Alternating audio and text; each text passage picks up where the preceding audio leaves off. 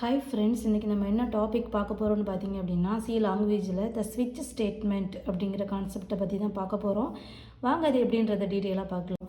ஸ்விட்ச் ஸ்டேட்மெண்ட்னா என்னென்னு பார்த்தீங்க அப்படின்னா, மல்டிவே டிசிஷன் ஸ்டேட்மெண்ட் அப்படின்னு நம்ம சொல்லுவோம். எதுக்கு அந்த மாதிரி சொல்கிறோன்னு பார்த்தீங்க அப்படின்னா, இப்போ ஃபார் எக்ஸாம்பிள் இப்போ இஃப் ஸ்டேட்மெண்ட் இருக்குதுன்னு வச்சுக்கோங்க.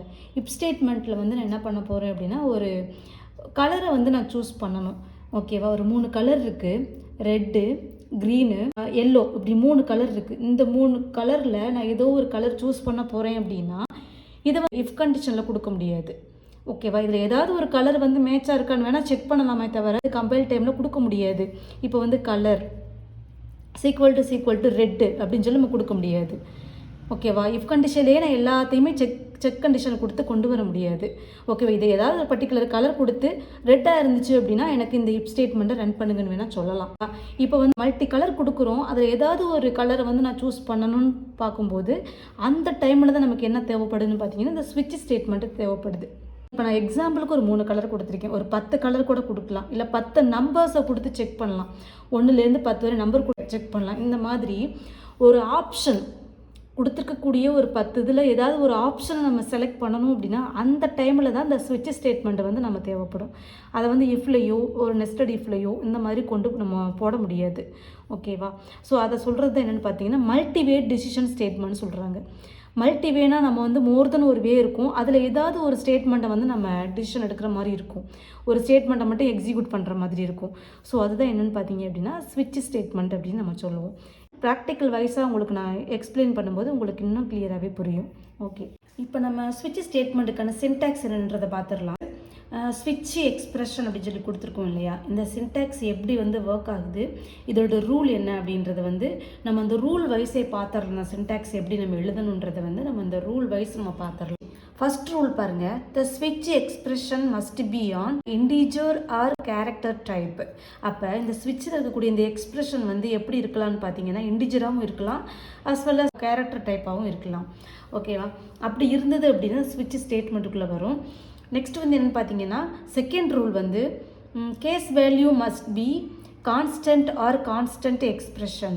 அப்போ இங்கே கொடுக்குற வேல்யூ கான்ஸ்டண்ட்டாக இருக்கணும், நிலையாக இருக்கணும்.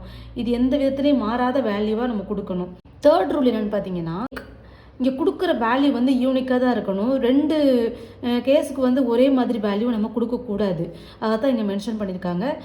Case label must be unique, no 2 labels can have the same value. Okay, next பார்த்தீங்கன்னா அடுத்த rule case value must end with colon. அப்போ இந்த கேஸ் வேல்யூ எண்ட் ஆகும்போது கம்பல்சரி நம்ம கோலன் வைக்கணும். இதெல்லாம் ரூல். இந்த கோலன் வைக்காமல் நம்ம நெக்ஸ்ட் ஸ்டேட்மெண்ட்டோ நெக்ஸ்ட் கேஸ் எழுத போனாலுமே நமக்கு என்ன அடிச்சிடும் பார்த்தீங்கன்னா எரர் அடிச்சிடும். The break statement transfer the control out of the switch statement. இப்போ இதில் கொடுக்குற எக்ஸ்பிரஷன் நமக்கு ஒர்க் ஆகி நம்ம ஸ்விட்ச் ஸ்டேட்மெண்ட்டுக்குள்ளே வருதுன்னா இந்த கேஸில் ஏதாவது ஒரு கேஸ் நமக்கு ரன் ஆகும். அப்படி ரன் ஆகும்போது இந்த பிளாக் நமக்கு எக்ஸிக்யூட் ஆகும். பிளாக் எக்ஸிக்யூட் ஆனதுக்கப்புறம் இந்த பிரேக் ஸ்டேட்மெண்ட் வரும்போது ஆட்டோமேட்டிக் என்னாகுன்னு பார்த்தீங்கன்னா இந்த ஸ்விட்ச் கேஸை விட்டு வெளியில் வந்துடும். அதான் இங்கே சொல்லியிருக்காங்க. இந்த break statement transfer the control out of the ஸ்விட்ச் ஸ்டேட்மெண்ட். இதை விட்டு இந்த ஸ்விட்ச் ஸ்டேட்மெண்ட்டை விட்டு வெளியில் வந்துடும் அப்படின்னு சொல்கிறாங்க. அடுத்து இந்த பிரேக் ஸ்டேட்மெண்ட் இஸ் ஆப்ஷனல். இந்த பிரேக் ஸ்டேட்மெண்ட்டுமே ஆப்ஷனல் தான், கொடுக்காமையும் இருக்கலாம். நெக்ஸ்ட் பார்த்தீங்க அப்படின்னா டிஃபால்ட் ஸ்டேட்மெண்ட். டிஃபால்ட் அப்படிங்கிறது என்னென்னு பார்த்தீங்கன்னா டிஃபால்ட் ஸ்டேட்மெண்ட் இஸ் ஆப்ஷனல். இதுவும் பார்த்தீங்கன்னா இதுவும் ஆப்ஷனல் தான். டிஃபால்ட்டு நம்ம கொடுக்கணும்னு நீடட் கிடையாது. ஏன் பார்த்தீங்க அப்படின்னா இப்போ நம்ம கொடுக்குற இந்த எக்ஸ்பிரஷன் இந்த கேஸில் ஏதாவது இருக்கான்னு செக் பண்ணோம். அப்படி இருந்ததுன்னா அது ரன் ஆகிடும். இன்கேஸ் இங்கே இருக்கக்கூடிய எக்ஸ்பிரஷன் இந்த கேஸில் எதுலையுமே இல்லாத பட்சத்தில் தான் நமக்கு இந்த டிஃபால்ட் ஸ்டேட்மெண்ட்டு ஒர்க் ஆக ஆரம்பிக்கும். ஸோ அதனால தான் இது ஆப்ஷனல் சொல்கிறாங்க. இன்கேஸ் இந்த டிஃபால்ட்டை நம்ம கொடுக்கல அப்படின்னா டேரெக்டாக என்ன ஆகும்னு பார்த்தீங்கன்னா ஸ்டேட்மெண்ட் எக்ஸ் நமக்கு ரன் ஆக ஆரம்பிச்சிடும் ஸ்விட்ச் ஸ்டேட்மெண்ட்டில். இதை நம்ம கவனிக்கக்கூடிய விஷயம். இப்போ எக்ஸ்பிரஷன் கொடுக்குறோம், இந்த எக்ஸ்பிரஷன் இந்த கேஸில் ஏதாவது இருக்காதுன்னு செக் பண்ணி இருந்ததுன்னா அந்த கேஸை ரன் பண்ணுவோம். இன்கேஸ் அது இல்லை அப்படின்னா டிஃபால்ட்டாக இருக்கக்கூடிய இந்த ஸ்டேட்மெண்ட்டை ரன் பண்ணி விடும். இந்த டிஃபால்ட்டுமே நம்ம ஆப்ஷனல்னு சொல்லிட்டோம். இதை நம்ம கொடுக்காம விட்டுட்டோம் அப்படின்னா இங்கே எதுலேயுமே இந்த நம்ம கேஸ் செக் பண்ணும்போது இல்லைன்னா நம்ம டேரெக்டாக ஸ்டேட்மெண்ட் எக்ஸை ரன் பண்ண ஆரம்பிச்சிடும். அதை தான் இங்கே சொல்லியிருக்காங்க. there can be at most one default label. இதுதான் என்னன்னு பார்த்தீங்கன்னா ஸ்விட்ச் ஸ்டேட்மெண்ட்டுக்கான சின்டாக்ஸ். இப்போ இந்த ரூலில் உள்ள போல தான் இந்த சின்டாக்ஸை நம்ம கிரியேட் பண்ணணும். உங்களுக்கு இதை நான் புரிஞ்சிருக்குன்னு நினைக்கிறேன். இதில் மெயினாக கவனிக்க வேண்டியது வந்து ஒவ்வொரு கேஸ் வேல்யூ முடியும் போது கோலன் வச்சு முடிக்கணும். ஒவ்வொரு பிளாக் முடியும் போதும் பிரேக் பாயிண்ட் வைக்கணும்.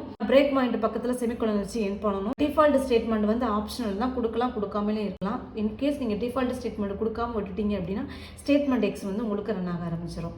இதுதான் என்னென்னு பார்த்தீங்கன்னா ஸ்விட்ச் ஸ்டேட்மெண்ட்டு.